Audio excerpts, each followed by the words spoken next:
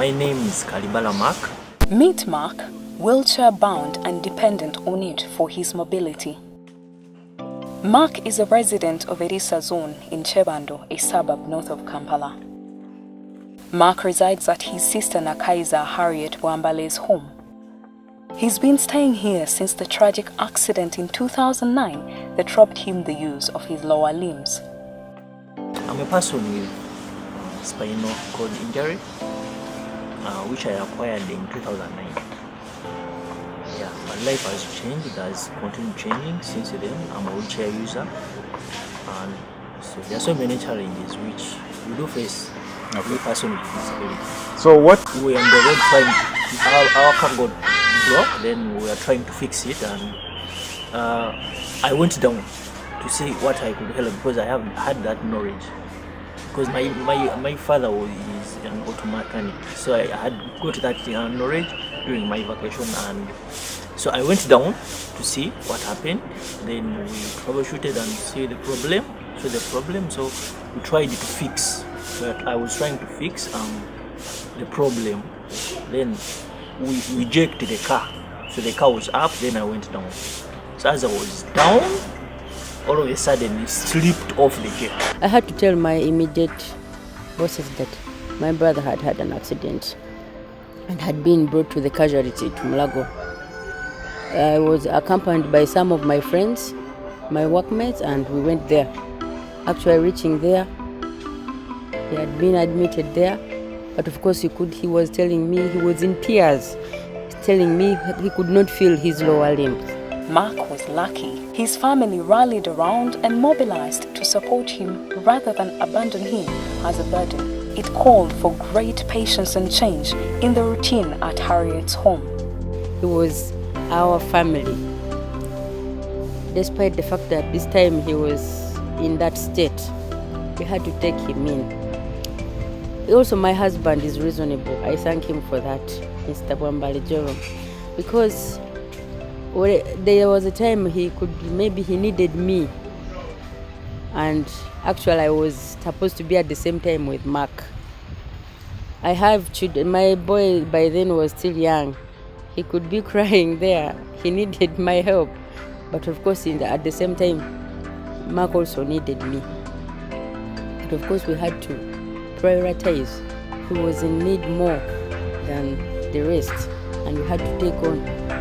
And during my absence, even others, my in-laws, some of those who were here, could take the responsibility. We sat and told them, irrespective of anything, please adhere with the situation, adjust to his situation, because we don't want him to be tortured psychologically, not to feel out of place that after this, now I'm being neglected like that.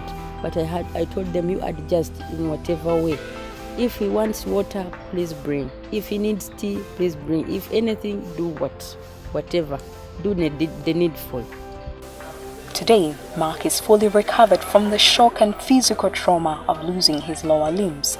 He is a student of community-based rehabilitation at Chambogo University, some 10 kilometers east of Chebando.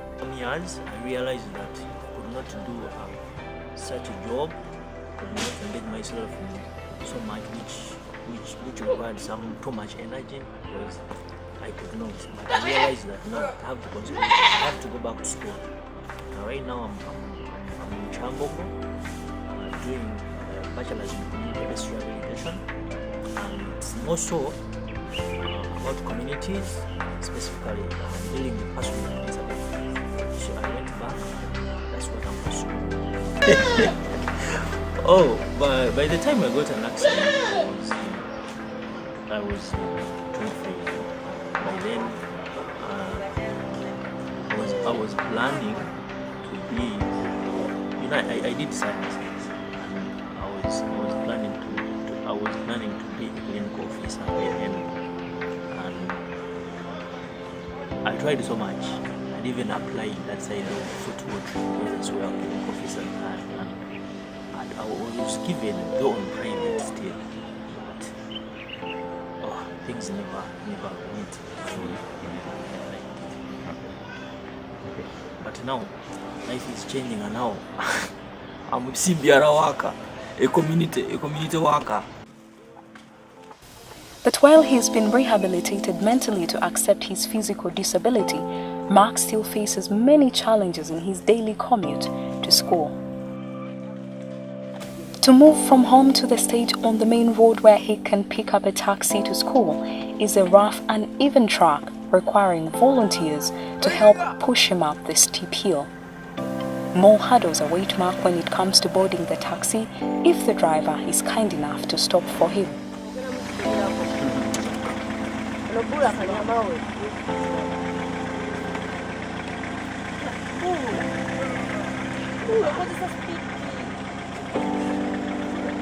Owing to his disability and owing to the cumbersome wheelchair that enables him to move, oftentimes Mark is forced to pay double the normal fare, unlike other commuters.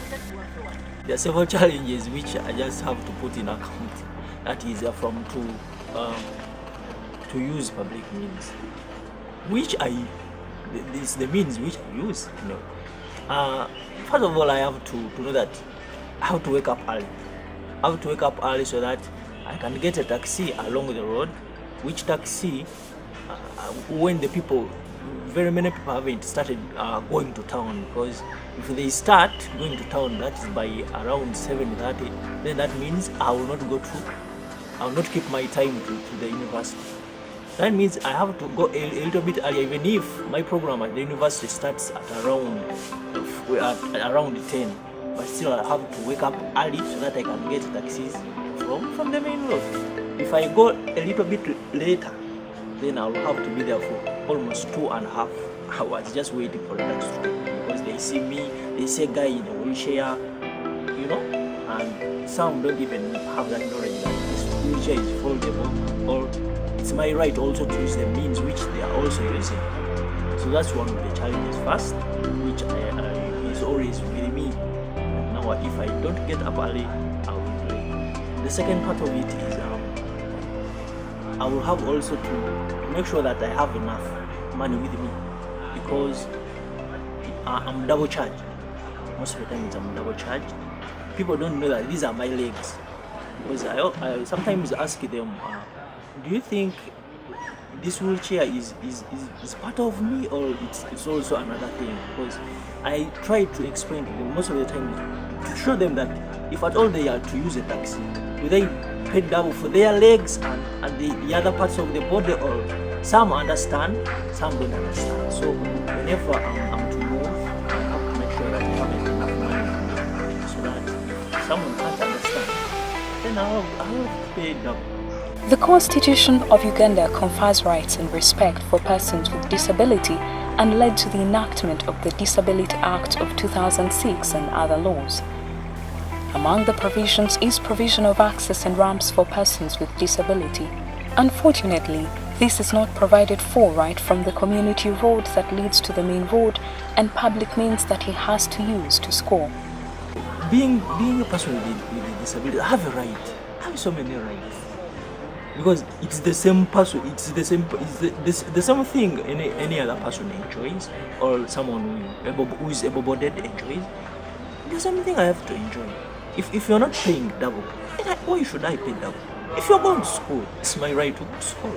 Even if it's clubbing, even if it's sports, you have to be included in whichever thing that takes place. That's according to me, that's what I know. Because at the end of the day, we will also found ourselves in such a situation, but very many people don't realize that life can change. Thanks to an uncle, Mark alternatively drives himself to school in a car modified for him to drive around.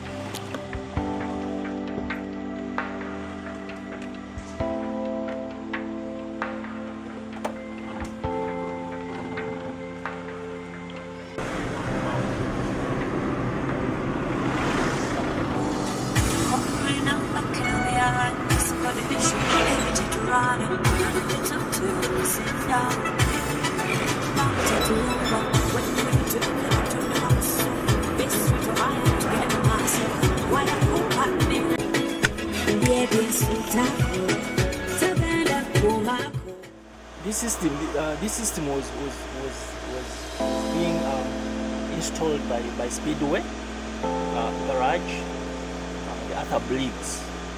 So since I'm paralyzed, it's down apart my limbs. The downward limbs are not working, so not active and energy enough. It was upgraded for me to use my upper limbs, braking, accelerating, engaging, brakes. Everything's done by this. So when I'm pushing, as I push the other side, that means I'm braking, and when I pull, as I'm doing, that means I'm accelerating. And my car, I always use one hand because the other hand has to be either braking or accelerating. So I drive using one hand, and I can drive somehow fast sometimes, but not always, and I have no problem with that.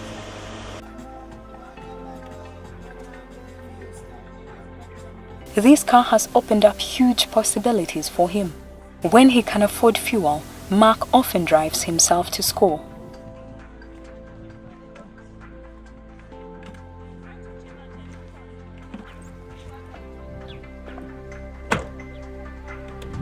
Chambogo University luckily is a persons with disability friendly environment. Access for wheelchair-bound students like him is assured. Classmates like Timothy Onwen also help Mark to retrieve or store his wheelchair in the boot of his car when disembarking or setting to drive off. Okay, I feel good because it's part of me, and only that he has only changed the mode of movement, so I can't feel shy to help him because that's only his mode of movement. Though if I'm using the foot, maybe I'm using my legs, he's using the wheelchair, doesn't mean that he's not a human being. So, and the disability is not inability, so I have to help him because it's me. But while he has ease of movement at school, it is not the case when he has to go shopping in Kampala. Most shops do not have access points and ramps for people like Mark. Some shopping arcades and malls have installed ramps and access points for wheelchair users, but it can be a hassle to the verandas to window shop. Certainly, authorities and the owners of public buildings are duty-bound to consider the needs of persons with disabilities. After all, at 15% of the population, they form a significant population according to the World Health Organization. First of all buildings, as you are living, maybe out of your car, just building yourself to access certain building. First of all, there is a pavement everywhere. They don't consider that there are some people who are using wheelchairs and they will not maneuver that pavement by themselves. It would be good if those pavements are counted, that they leave some certain space entries, that they know that if someone is going to access a building, either a wheelchair or any other means, there is a small path, but without a pavement, because you may find that a building has a little bit of accessibility with it itself. But again now, how about me maneuvering that pavement to the building? I can't. So you find out that you face a challenge at the start, how to enter some building. There are some, even if you maneuver with the help of someone can pass by, still cannot go in. You may find that you want something inside, but you are served at the door, and that really. Because we also have choices. You go in, you see the variety, and you make a choice.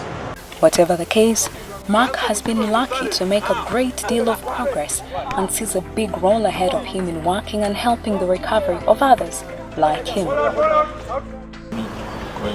To be honest, I never knew that 2016 I would be who I am. But hey, here I am, and I'm seeing life continue to change, and I'm hoping as my life changes, I'm ready to see that even other people's life changes more so than those persons with disabilities.